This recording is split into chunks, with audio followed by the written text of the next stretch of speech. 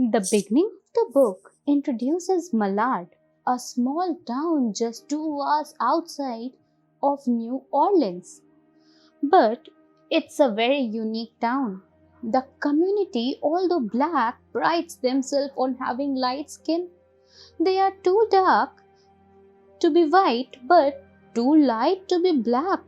Mallard was built to be the place in between, and each generation gets lighter.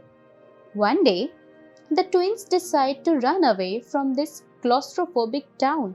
Split into 6 parts, the story begins in 1968 when one twin returns and captivatingly navigates through the years. From the introduction of the town and the characters, Britt Bennett establishes the turmoil that comes with a conflicted sense of identity. In the book, dark skin is undesirable, even detestable, and there's a very similar narrative in the world we live in today.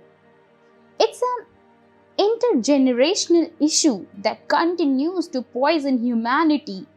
Growing up in an environment that worships light skin has damaging effects on those who don't fit the mold.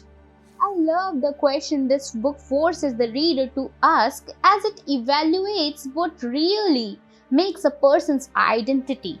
That concept is perfectly presented in the judgments and insecurities of the characters. It's evident in Desiree and Stella, who make their choices based on the traumatic events of their childhood, as well as the society's polluted view of dark skin. Desiree, the rebellious and outspoken twin, marries a dark-skinned man and continues to identify as a black woman, whereas Stella, who is fascinated with the advantages that comes with lighter skin, marries a white man and chooses to live a lie by pretending to be white, but their choices have far-reaching effects on their children.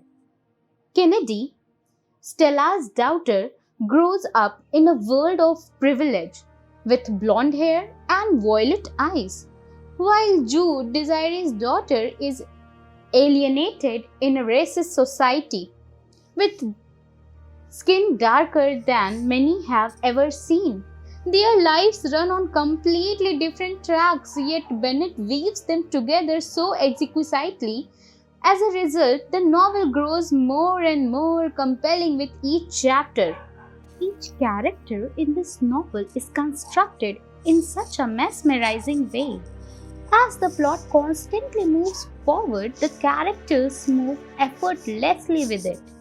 They are three-dimensional, with flaws and mistakes that make it easy to attach to them. As a reader, you get to know the protagonists from childhood and observe their growth throughout the years. With an immovable foundation set, the lives of a woman are woven together in a mosaic of events. In my opinion, the journey and the back and forth is the most enjoyable part of the reading experience. This book is simply a spectacular story that has been beautifully told. A new layer is added to every chapter of the book with a tantalizingly slow suspense. Whether it's another secret Stella has buried or another challenge Desiree has pushed out of her way. That pattern is also echoed in Kennedy and Jude as they try to navigate adulthood. Like their mothers, they too question their history and identity, albeit in very different ways. The perspective from different characters really helps the progress of the narrative, throwing away the entertainment. The novel could easily rely on dialogue to maintain a flow, but it's the hopes, thoughts, and anxieties of the characters that holds the action and excitement.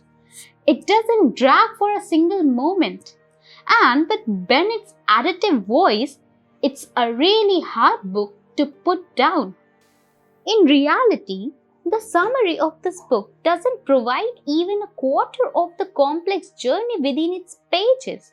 It explores powerful themes such as race, class, freedom, and family. And with an undeniable depth, The Vanishing Half is both thought-provoking, inspiring, and heartbreaking.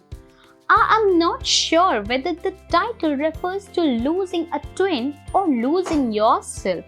The characters seem to experience both. Either way, it's a truly enchanting and insightful read that all should experience.